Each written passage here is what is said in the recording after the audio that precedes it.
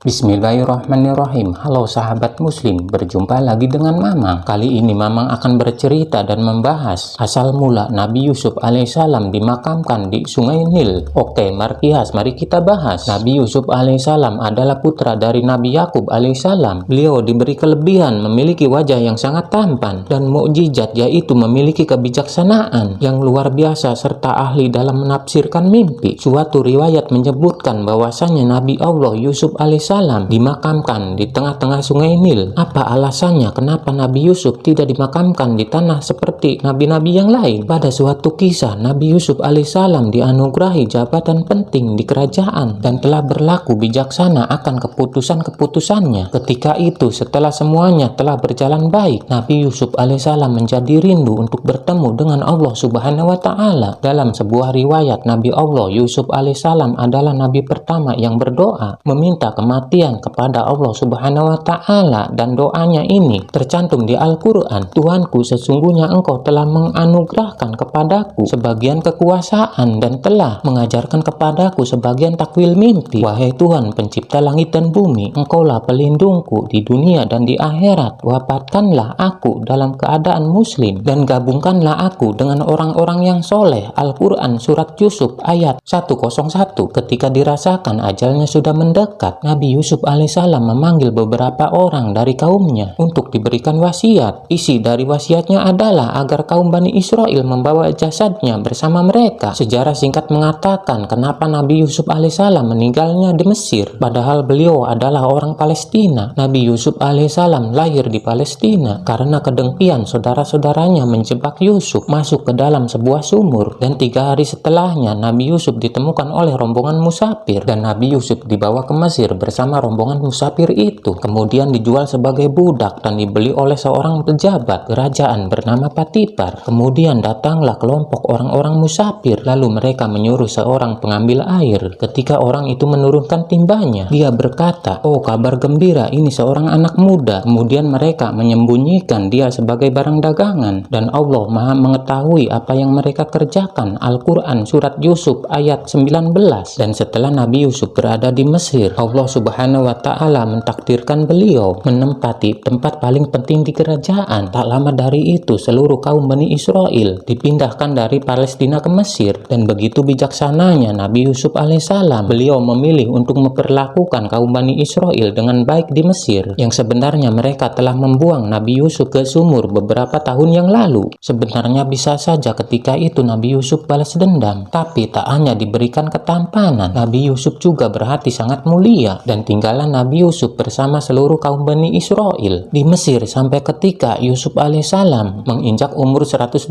tahun. Ketika beliau meninggal dunia, ada seorang ulama dalam kitab tafsirnya menjelaskan bahwa saat Nabi Yusuf wafat, jenazahnya dimasukkan ke dalam sebuah tabut atau peti yang terbuat dari bahan batu marmer. Kemudian orang-orang Bani Israel memakamkannya di tengah-tengah Sungai Nil. Sementara itu, alasannya kenapa Nabi Yusuf tak dimakamkan di tanah seperti nabi-nabi lainnya, karena ketika itu kabilah-kabilah pada masa itu saling berebut untuk membawa jasad manusia paling mulia di negeri itu dan meminta dibawa ke daerah mereka masing-masing dengan tujuan daerah mereka mendapatkan keberkahan, karena tidak ditemukan kabilah mana yang pantas untuk membawa jasad Nabi Yusuf, dan mereka pun memutuskan untuk memakamkannya di tengah Sungai Nil karena aliran dari Sungai Nil tersebut karena melintasi ke berbagai tempat dan wilayah kabilah-kabilah, dan mereka menganggap berkahnya akan dirasakan secara merata. Nah, itulah cerita asal mula Nabi Yusuf alaihissalam dimakamkan di Sungai Nil. Sekian dulu cerita sejarah dari Mamang, semoga bermanfaat dan menambah pengetahuan untuk kita semua. Wassalamualaikum warahmatullahi wabarakatuh.